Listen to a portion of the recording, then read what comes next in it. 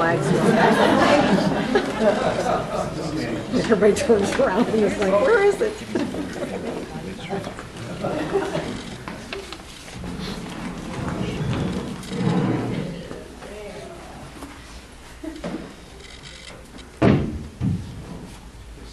My mistake. You're right. I pledge allegiance to the flag of the United States of America and to the republic for which it stands, one nation, under God, indivisible, with liberty and justice for all.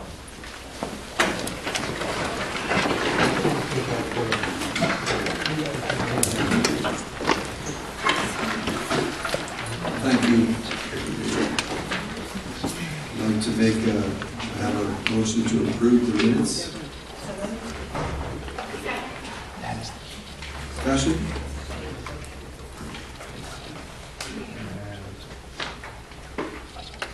All in favor? Aye. Opposed? Abstentions? Passes. I'd like to make a motion, or we have a motion to adopt the agenda. Any discussion? All in favor? Aye. Opposed? Abstentions? It passes. Administrative reports. Mr. Salmon?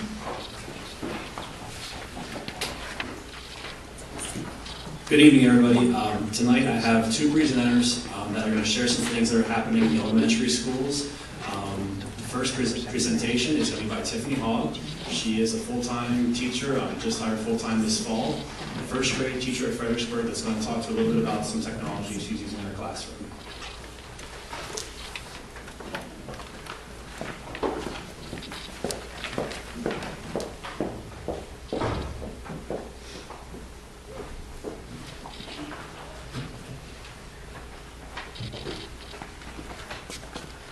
Good evening. Thank you for having me tonight.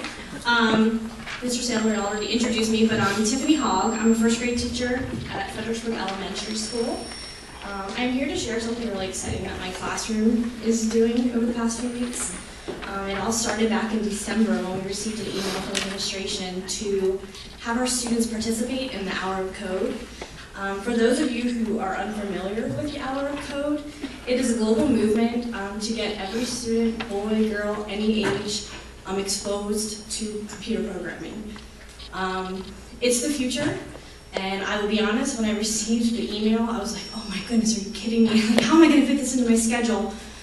Yet alone, I don't understand it. How are my students going to understand it? To my surprise, I did it, and the kids absolutely loved it. As I walked around the room, what surprised me the most was some of my lower academic students were the ones who were really succeeding in this. They were calling me over and, they're like, Mrs. Hogg, look at me, I'm actually good at something. And it was so empowering to see these students who typically struggle and for them to realize that they were good at something and they could do it. Because of this, it made me research computer programming a little bit more and computer science once I saw that confidence that my students had. Can you hear me? I'm sorry. After I did some research, it led me to attend a conference. It is a free conference put on by code.org. I had to drive to New Jersey. However, there are some that are local now. They're coming around. They're free workshops. They provide you with every material you could possibly need to teach 1 year's worth of these lessons. They wanted this experience to be available to everybody, no matter what the income level or the school dynamic was. In fact, once I returned from the conference, I received a box in the mail with all the materials to incorporate this into my classroom for the rest of the year at no cost. The thing is, computer science is the future. And what's really surprising, and I have some statistics if you would like to see them, but a recent study shows that there are 1 million jobs of the best jobs in America that are going unfulfilled because there aren't enough people who know enough about computer programming to fill these jobs. In Pennsylvania alone, there's 1 in 4 schools who actually teach and provide classes in computer programming. You know, you might think, oh, first graders, you know, what could you possibly teach them about it? And honestly, I'm learning. I didn't know about it, and I'm learning right alongside my students, which is really exciting. As a teacher, I want to make a difference and help prepare my students for the future. And luckily, with the support of administration, they allowed me to start teaching this during my technology class. And the kids are absolutely loving it. They're coming in every day, do we have technology today, you know? And unfortunately, we only have it a few times a cycle, but, you know, that enthusiasm is just so empowering for myself, you know, and especially when I share it with the other teachers too. They're really starting to see that, you know, especially hearing my first graders talk about it. Like I said, this curriculum is provided to anybody who wants it. You can actually go on the website, code.org, and download any lessons that there is available. And like I said, the other resources as well. So I've been teaching it for about 4 weeks now, and I am so amazed with their enthusiasm. And by continuing to do this, I decided to do some more research. And I came across a robot, and I just brought it. I want to show you how it works today. It's called the Dash robot. It's a little pricey. However, there's a wonderful organization online called Jonestown, where teachers all around the world can go on and select projects that they would like funded for their classroom. So I did this. And to my amazement, after only a few days, the robot was fully funded and arrived at the doorstep of the school. This robot allows the students, it provides them a hands-on activity to actually practice their coding skills. We are programming different things as far as different paths that the robots takes. Then they measure the paths, you know, we're incorporating it into science and math. They're changing the different lights. You know, we can change the timing of the lights, and they're testing the time. The really cool thing that we just started working on is they're actually writing the code for having the robot play the xylophone, you know, and different tunes and things like that. So they're really excited. And more importantly, they're fully engaged in every activity that we do with it, which is really exciting. The apps that they use, you know, are on the iPad, which is nice because we are a district that has the one-to-one devices. So, you know, I think this is a great way to utilize these iPads, especially in my classroom. And, you know, we're continuing to learn. I know the technology department, they've been having fun. They come to the robot to play with it, so they're showing me how to do some different things. And I'm learning with them, and they're absolutely loving it. We are so blessed to be a part of Northern Lebanon School District. Teaching computer science is such a great way to use these devices. And you know, one of the sayings here at our school is that we put children first. And what better way to put them first than to teach them and give them the skills that are necessary for their future. And computer programming is. I mean, there's no way around it. There are so many jobs out there. And without that exposure, even, you know, in first grade, they're not going to know about it, and they're not going to have those jobs or be able to fulfill those. To me, some of the most important skill sets that these children are learning are cooperation, collaboration, problem solving, and most importantly, persistence. You know, kids are right now, if they don't get an answer right away, they want to give up, and they want to hand feed them those answers. And with this program that we're doing, they're really learning that persistence, and the more they look at something, you know, they will solve the problem, which is really wonderful. So thank you for giving me this opportunity to, you know, share. And if you want any more information, please let me know. I'm more than happy to pass some things along. Thank you.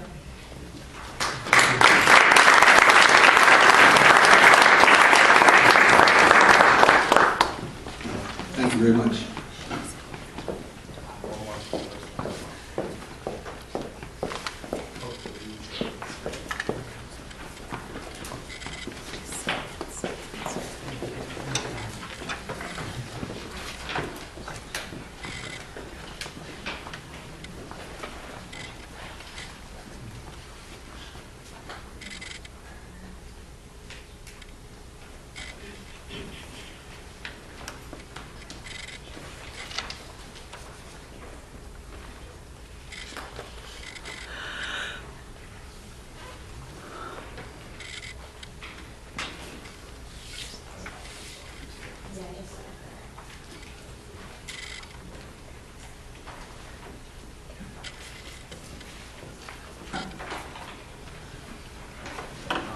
Thanks again to Tiffany for presenting about technology.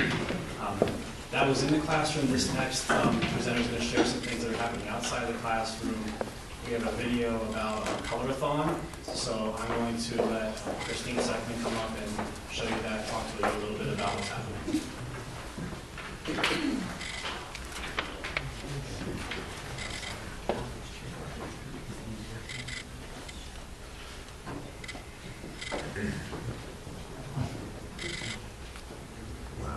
Okay, good evening, as we get our DVD going.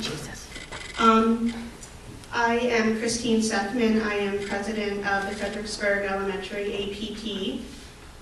Something that we've been wanting to do for a number of years now is a large joint fundraiser for all of the 4 elementary schools.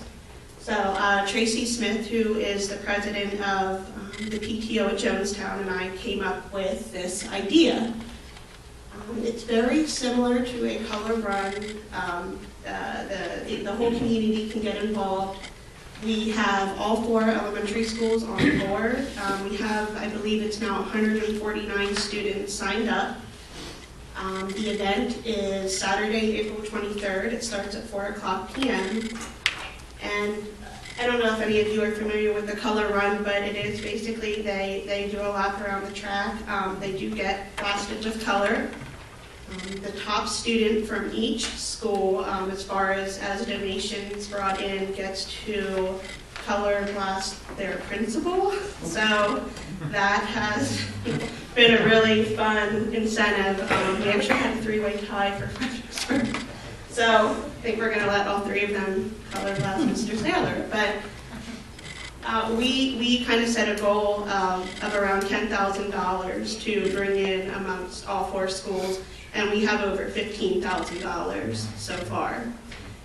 Jonestown has been very generous and is allowing us to split that 4 ways evenly. Part of the reason this came up was because they acquired all of our kindergarten classes.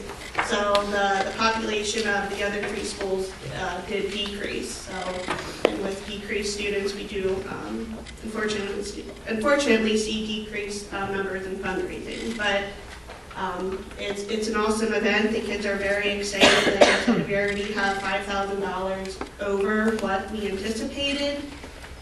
There is still time to sign up. We will take like people want to walk up that day. It is basically $30 if you want to participate. Like some of the students raised more than that, but that allowed their family members to be able to walk and or run in the event as well. We had a great response so far from the community, asking for donations for various things. And we're excited. We hope this is something that we can keep doing years to come because we only anticipate it to grow. So if you have any questions, you can see me. The students basically brought home envelopes looking like this, and then they reached out to their family, friends.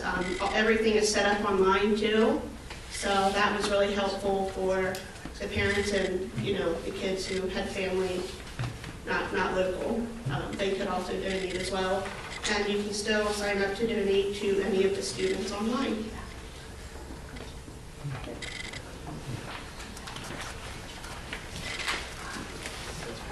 If you're keeping track, that's Principal Lickdale, so that's 1 time getting color blasted, and then Fredericksburg is 3-way tie, that's 4 times. And for some of you and some students, it might be worth the price of admission just to see me get blasted 4 times with color. So it is exciting, and we're looking forward to April 23rd. The last thing I have for you is we kind of we'll let that play so you can watch that a little bit. But there's one other thing I wanted to extend an invitation to the school board and any central administration that can make it. Mrs. Showalter and Mrs. Hogg are having a production of Little Red Hen at Fredericksburg. That's on May 6th at 9:30 for the students, and then a 2:15 showing for parents and family members. So if you can make either of those showings, it's going to be just a short show, about 15 minutes, but first grade's going to be doing that. So should be pretty exciting. We're all looking forward to that as well. Thank you for your time. Thank you. Okay, we'll move on to our special presentations. The high school students of the month for April are Madison Goodwin and Kyle Moore. This award is sponsored jointly by the Fredericksburg and Jonestown Lions Clubs, and each recipient will be recognized at a future meeting of the Lions Club. The middle school student of the month for April is Asan Secondary. This award is sponsored by the Northern Lebanon County Rotary Club, and each recipient will be recognized at a future meeting of the Rotary Club. The East Hanover Elementary student for the third marking period is Siddharth Singh. I hope I did not butcher that too much. This award is sponsored by the East Hanover Lions Club. Now, Molly Musser.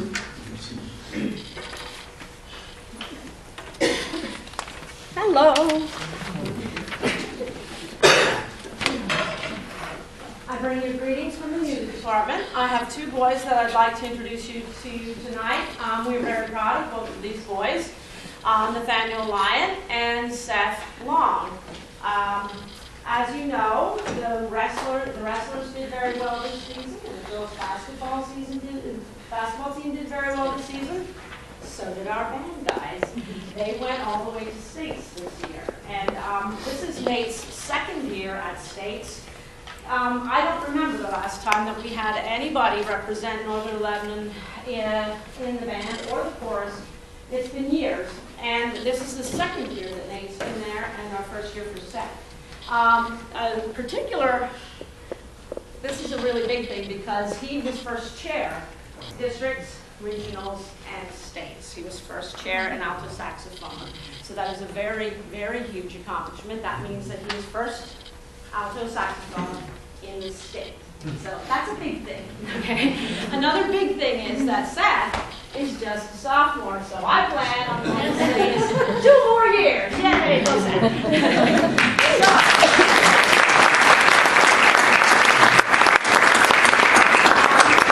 Just like everything else, it is a process. They start in December at Jonestown. They go to auditions. It's an all-day audition. There are thousands of children. I don't know if there's thousands, but it feels like there's 1,000 children there. And they're all tootling on everything. If you can if you ever want a definition for cacophony of sound, that's it. Right there. It's like, it's crazy. But they emerged and went on to the district festival, which was at Lebanon High School. And then at district festival, they play 2 audition pieces again, and they went on to regionals. Regionals was at Central York. They get new music every time, and the margin of time gets smaller. So they only have 2 weeks to prepare an entire folder of music. And they did that again, and they went to Central York, and then they went on to states, which was at the Hershey PMEA Convention, which is Pennsylvania Music Educators Association Convention, which was 2 weekends ago at Hershey Convention Center.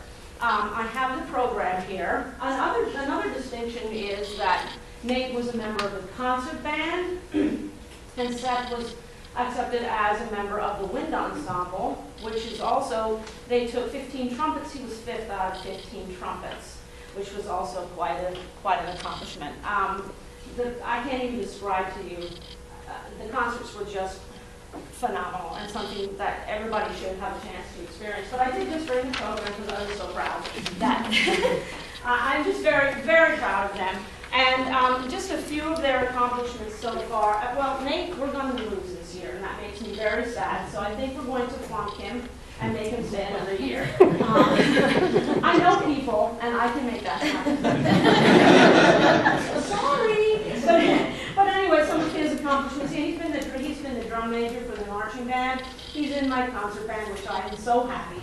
He's in the Shades of Blue Jazz Ensemble. He's in my concert and chamber choir. He's been a lead for several of the musicals that we've done. The only reason he couldn't help us this year is because we had to kind of juggle, because regional band was the same weekend as musical. So I had to give him up, but I was very sad about that. But I have to do what I have to do. He was in, the districts, Region 5, and all-state bands for the last 3 years. He's in the Rivers Keystone Band. He was the first alto saxophone in the U.S. Army All-American Marching Band. And he was also just accepted. I got an email today he was also accepted to the All-American Lions Band this week. I don't care. It's All-American, you're All-American. Well, it doesn't work, we just make up. And he's also a performer at the Lebanon Community Concert Association. So, I could brag about them all night long.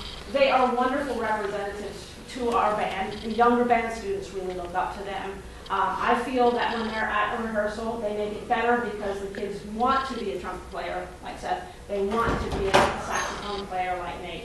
And it really helps our program considerably to have, to watch kids that work this hard and then to be part of their band. They feel better. You can tell they get like all cocky when they're two are here because they're like, ooh, it's not good we play. And if you want to hear how wonderful they all play, you can come to our band concert, which is on Saturday, the 5th of May at 7 o'clock, and we feature the concert band, and we also do marching band piece. And then on the 12th, we have the choral concert and the jazz band concert. So, if you want to hear some other good music. But instead of listening to me talk, you want to hear why they were accepted. We're going to have each one play just a short piece for you so you can see that they don't just stand there and say, I want to be in the band. And then they'll hear. No, it doesn't work that way. So, here they go. I'll stand here. Have a nice compromise. I'm going to be playing the movement called Dance from a piece called Introduction, Dance, and Furioso. And the introduction is really slow, and the Furioso is really fast. The dance is sort of, Goldilocks just right. And so you'll hear that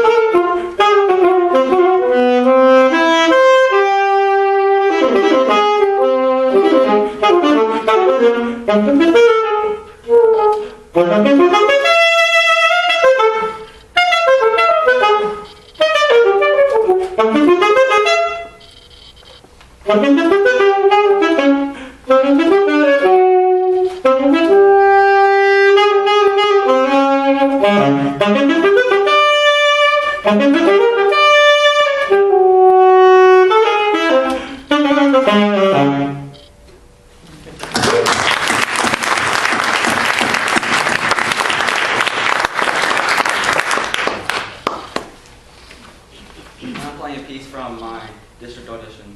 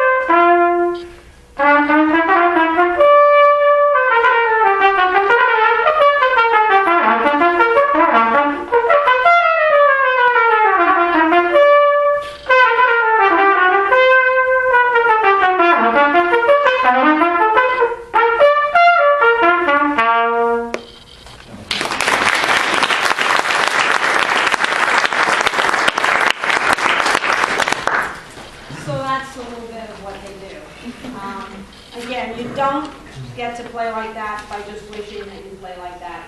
You get to play like that through dedication and hard work and devotion, and that's what they have, and they set such a good example. It's always a pleasure to take them places. They make a they just set such a great example for Northern Lebanon, because when I go, I know they'll represent us in the best way possible, and I'm just so very proud of them, and I hope that you are as well.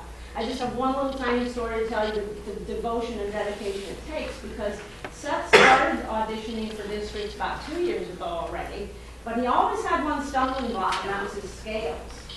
And just to show you how determined he was, instead of saying, oh, I just can't do it, he decided, no, I'm going to do this. And this year, he came in there, he pounded away, and he got his states. Because he just overcame that one little obstacle. And that's what I like to use when I go into the classroom and I can say to the kids, see, you can do this if you really work hard.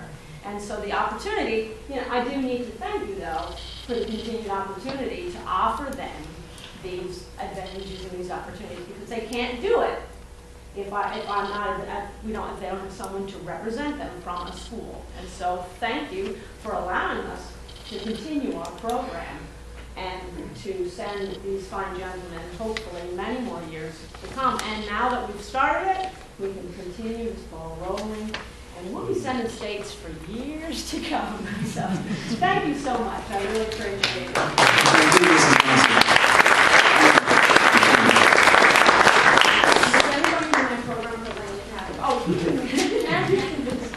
I'll get it later. Mary, you send it. And our student board representative, Haley Reinbold. So some of the past events that were going on were a few students went to the Holocaust Museum, including myself. I know personally I was really moved, and I know a few other students said they were moved as well. The musical Back in March was a big success for Mrs. Mosser and the students that participated. Some of the current events is tonight is the award ceremony for FBLA to see which students are going to nationals because they went through states. Some upcoming events is this Thursday is the annual FFA banquet where they just kind of showcase their achievements over the years, and specifically this year. The junior-senior prom is the 22nd of this month, and the activities for the mini-thon is starting to occur. The thon raises money for pediatric cancer.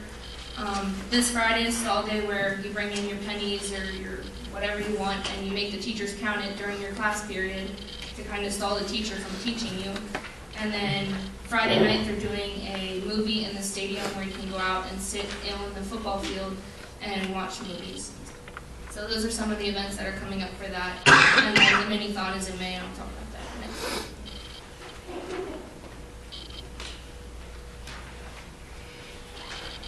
Thank you, Haley. Old business. Is there any old business that anyone has for the board? No, we have two public input, but both of them are non-agenda items, so we will hear them at the end of our.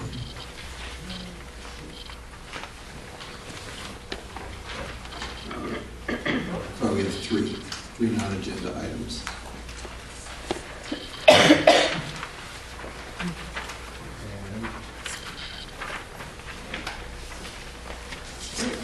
Director Sell, management of the agenda items. I'd like to move the consensus agenda. Second. Discussion?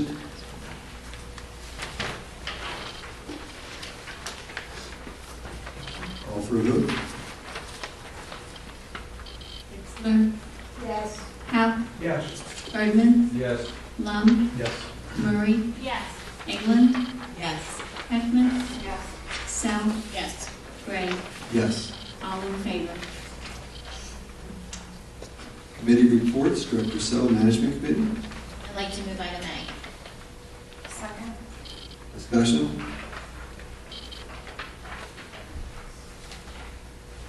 Call for a vote. Howe. Yes. Erdman. Yes. Lum. Yes. Murray. Yes. England. Yes. Heckman. Yes. Sell. Yes. Gray. Yes. Bixler. Yes. All in favor? I'd like to move item D. Second. Discussion?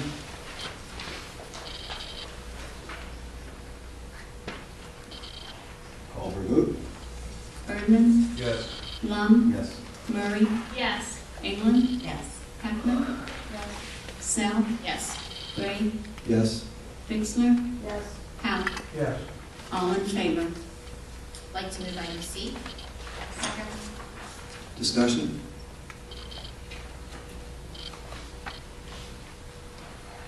Call for vote. Lund, Yes. Murray, Yes. England, Yes. Heckman, Yes. Sell, Yes. Gray, Yes. Bixler, Yes. Howe, Yes. Erdman. Yes. All in favor? I move item D. Second. Is this different than the one we approved under consensus? That actually, on the consensus, that was part of the revision today. That was pulled out of consensus, but I guess it's still listed there, but it really should have been pulled out of consensus because it's professional leave. Am I correct? One's a leave and one's a spat. Scratch what I said, you're two Sure, different things. okay. Mary, I thought I had that right. Any other discussion? Call for vote. Murray, Yes. England, Yes. Heckman, Yes. Sell, Yes. Gray, Yes. Bixler, Yes. Howe, Yes. Erdman, Yes. Lund. Yes. All in favor? I move item E. Second. Discussion? Call for vote. England, Yes. Heckman, Yes. Sell, Yes. Gray, Yes. Bixler, Yes. Howe, Yes. Erdman, Yes. Lund, Yes. Murray. Yes. All in favor? I move item F. Second. Discussion? Call for vote. Heckman, Yes. Sell, Yes. Gray, Yes. Bixler, Yes. Howe, Yes. Erdman, Yes. Lund, Yes. Murray, Yes. England. Yes. All in favor? I move item G. Second. Discussion? Call for vote. Sell, Yes. Gray, Yes.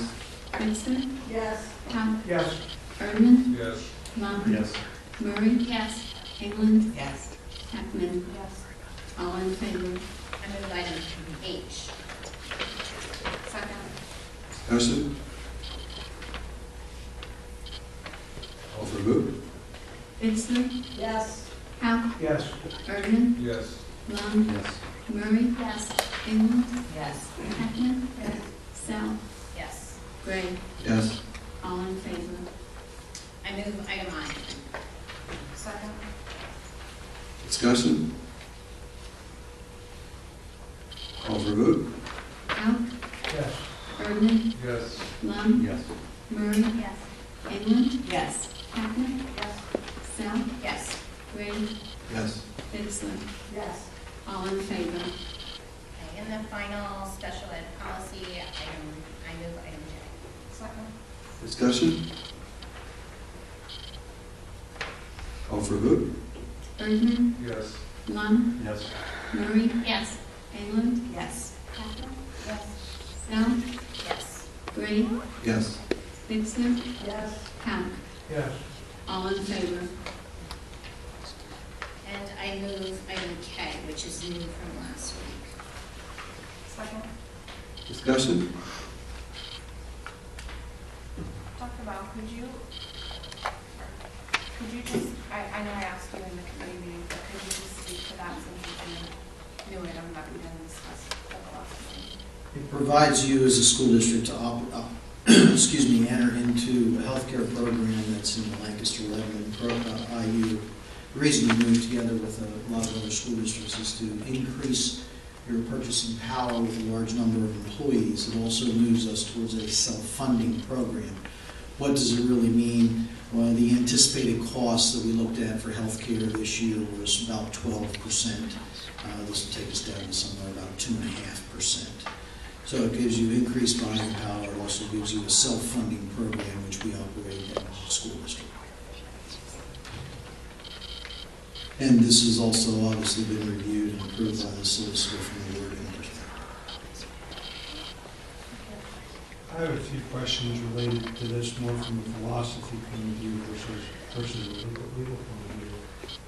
So self-funding, which my employer is,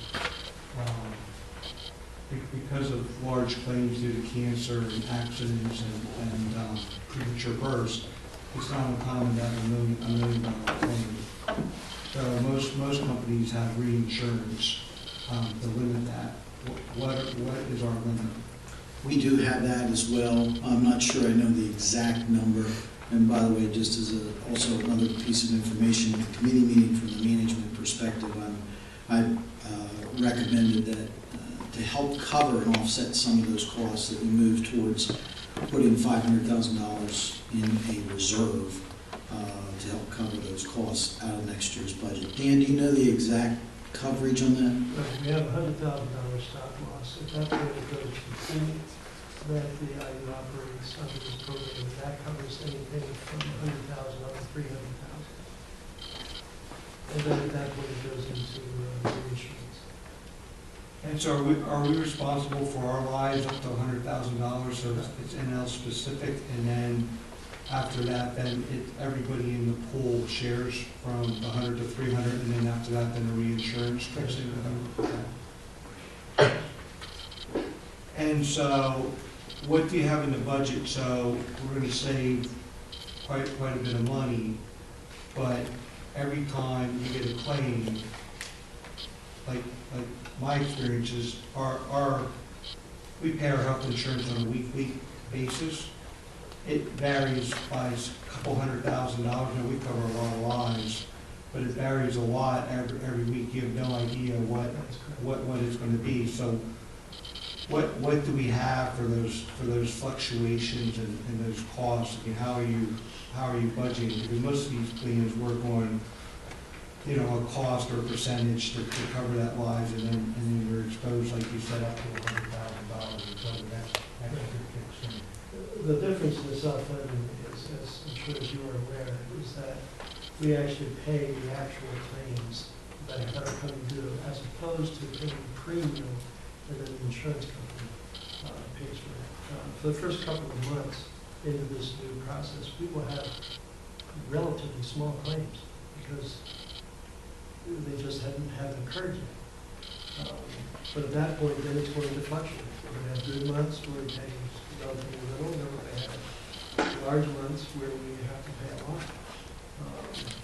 There was a study done for our school district by staff advisors, our financial healthcare advisors, and looking at the 14-15 claims experience that we experienced here at the district.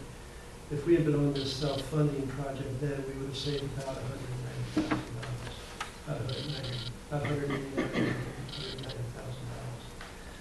So that's really all we have to go on, is past experience and what would have happened if it would have been there. We don't know what the future is going to be.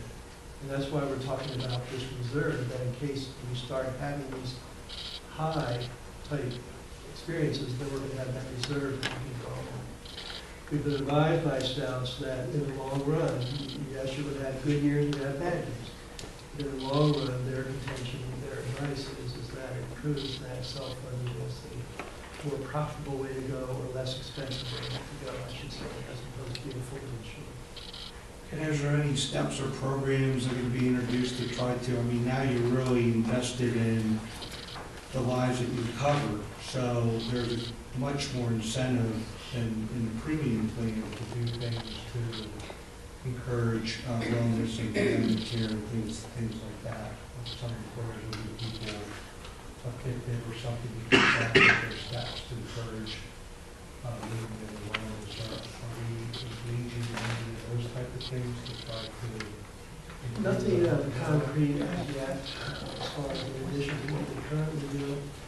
We would like to see that that to go forward in the upcoming years.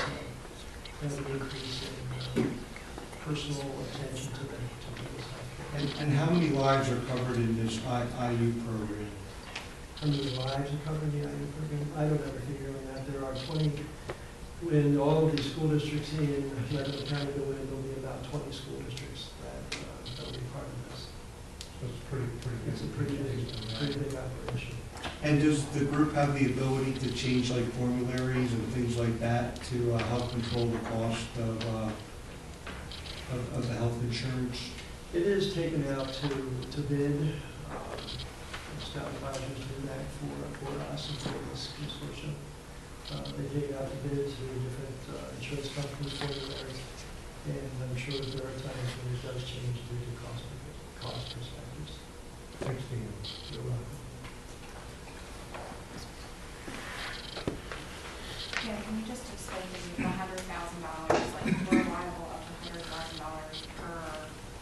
Per individual, per claim. per claim? Right, well, if I were to go to the hospital and have a $150,000 bill, our district would be responsible for $100,000. Then the pool, the IU insurance pool, would be responsible for the next $50,000.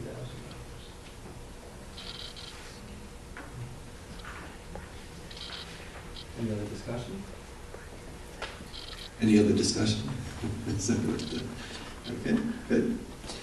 All right, let's call for a vote. Lund, Yes. Murray, Yes. England, Yes. Hackman, Yes. Sell, Yes. Gray, Yes. Dixler, Yes. Howe, Yes. Erdman, Yes. all in favor. And before I close management, just 2 items. Thanks for your patience with the policies. We did complete 3 of the 000 sections, which I passed on this evening. We are in the process of completing those, and that will catch us up then with what PSBA has provided to us. So that's a good feeling at this point. Dr. Bell also prepared some information for us from PSBA to look at in regard to policy that we discussed last week, and I'm sorry, I don't know how to pronounce the drug. That's Narcan? It looks like naloxone. Oh, okay. But the Narcan drug that we discussed last week, so that is on our agenda as well. The final thing that I just want to address that you have at your places this evening, we will meet at 6 o'clock to discuss budget. Dr. Bell and Mr. Heckman have prepared some new documents for us. The comparisons, as we discussed last week, A through E, is here with the red line. We decided to take A out last week. That is one of the documents. This document, the memo that's provided to us, is I had discussed with Dr. Bell and asked that he can really break down and summarize his recommendations from the admin to give us a little more detail, so you can read over that as well. And then the final 2 documents I want to bring to your attention in relation to the budget is the additional memo from Dr. Bell and their update from the state, and also what Plan E would look like, the numbers for Plan E. We had received A, B, C, and D previously. Amy, could I just make one comment? For those looking at the plans B, C, D, and E, those do not include putting the money in the reserve at this point. So you would just take the ending fund balance minus, if we go to 500,000, you take 500,000 off the ending fund balance. Didn't want anybody to think that's good. The reserve was already figured in, and you're looking at a huge ending fund balance. I wasn't here last week, and I apologize for getting tied up at work. But if you don't mind, I'd like to discuss the budget for a few minutes, if that's okay with you guys. One of the things that we looked at this week, and David, definitely an ongoing discussion, as you can see, the differences, what we did add last week was Plan E, and you can see the difference of the additional versus one, from 3 to 1 to 2 special ed teachers, and then from Plan B to Plan E with the deduction from 2 full-time aides to 1. That's the big change between those two. What I want to reference you to is the memo from Dr. Bell that has the letterhead. So this, yep. One of the things that I'd like to bring to your attention is item number 4, which is not reflected in any of these plans, A, B, C, D, or E. And that's a classroom teacher. That would be particularly in reference to class size reduction needs. Number 1, 2, and 3 reference special ed teachers at the elementary, middle, and high school level. So one of the discussions that was held tonight at management is in reference to Plan E, could we look at that as an additional of 2 teachers to the discretion of admin, whether or not it's a special ed and a classroom teacher or 2 special ed teachers, whatever is most needed at that time. That's correct, yeah. So to adjust that from adding 2 special ed teachers to deleting special ed and just saying adding 2 teachers. So if you can consider Plan E as that, I think that would give administration a little more direction and where to place future needs.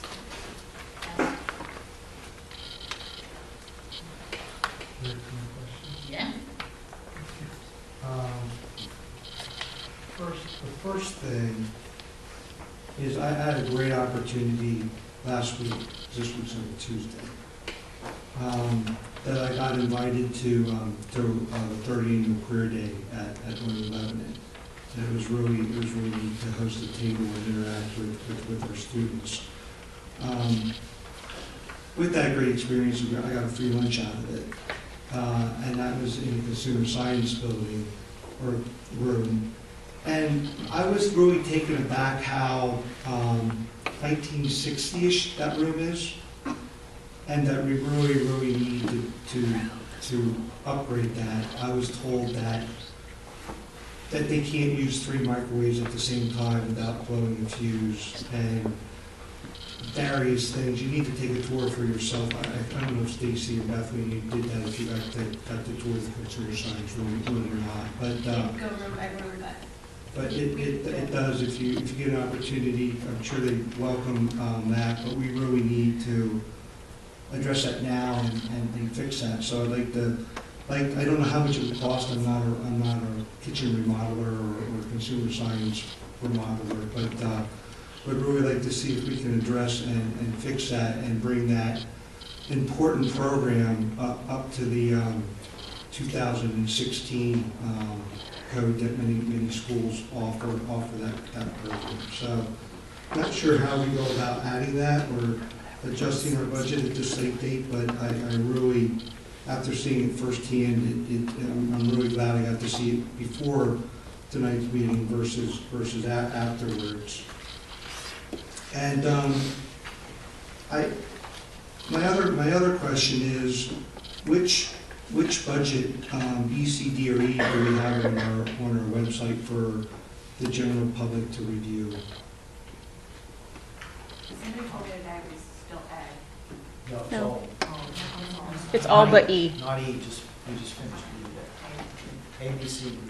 So is there, if this was the Kentucky Derby, is there a lead horse that you guys are recommending, or? I think after much debate, we had, as management, I come to the consensus that Plan E would probably be a good compromise. And that would look like, for number 3, adding 2 teachers and not specifying that as special ed. But certainly, we need feedback.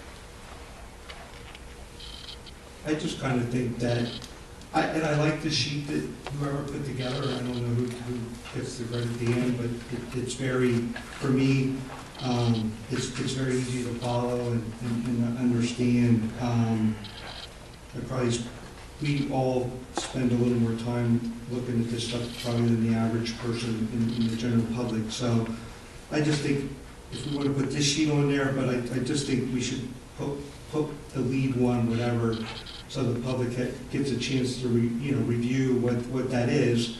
That doesn't mean that it can't change. We changed a lot of things last year in the May and June timeframe in this public setting, and I think we came up with a pretty good budget last year. So, but I just think that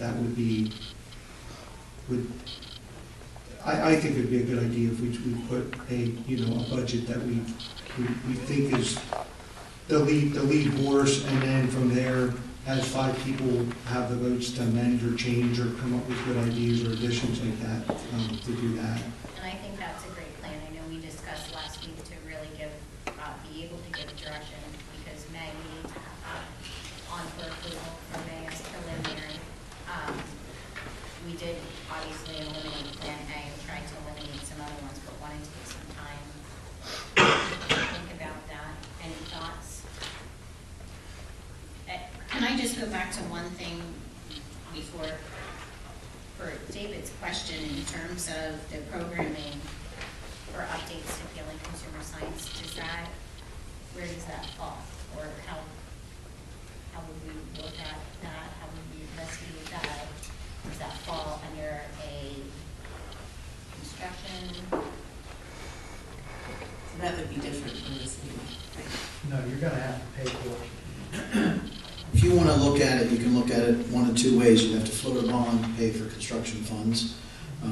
That's one opportunity to do that. Go out for bid on that. Or if you want to do that, then I would suggest that you look at other projects you may want to fund, because you don't want to go out and pay a ton of money just to borrow a little bit of money. In addition to that, a little bit of money depends on how much it is. If you as a board want to contract with the architect to come in and do an analysis, I'm sure he would do that for you, but you have to give him that direction. I would like to reiterate that we really need to get a contract, and I think that needs to be first, before we above anything else at this point. That's been 3 years in waiting, so. I think that's a priority. Not that that's not important, because I agree with everybody. David, I did see that room, and I didn't get the full tour like you did, but I definitely had a sad face when I was in there. You know, it does need updated.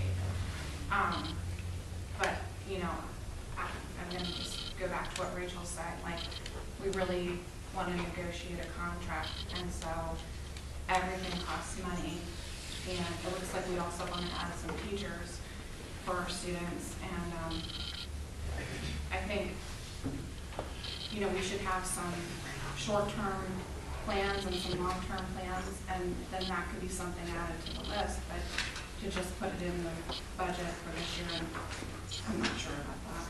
But I do like the idea that you gave, like we could put something like this on our website, and then are you saying kind of if we're all kind of a consensus, or management committees at a consensus of planning sort of, then we would put a little star there as this is what we're. I think you should put. Or change the order. No, I mean, I don't have any problems with the order, but then I think you should put the full Plan E budget. Like if budget A is there today, yeah, or whatever's there, I don't know what's there, I don't say too much, but whatever that is, that should be the full. Imagine this is what we put on the website, so whatever. This is great, so this would go on the website, that's the one we feel strongly about. Thanks, Dave.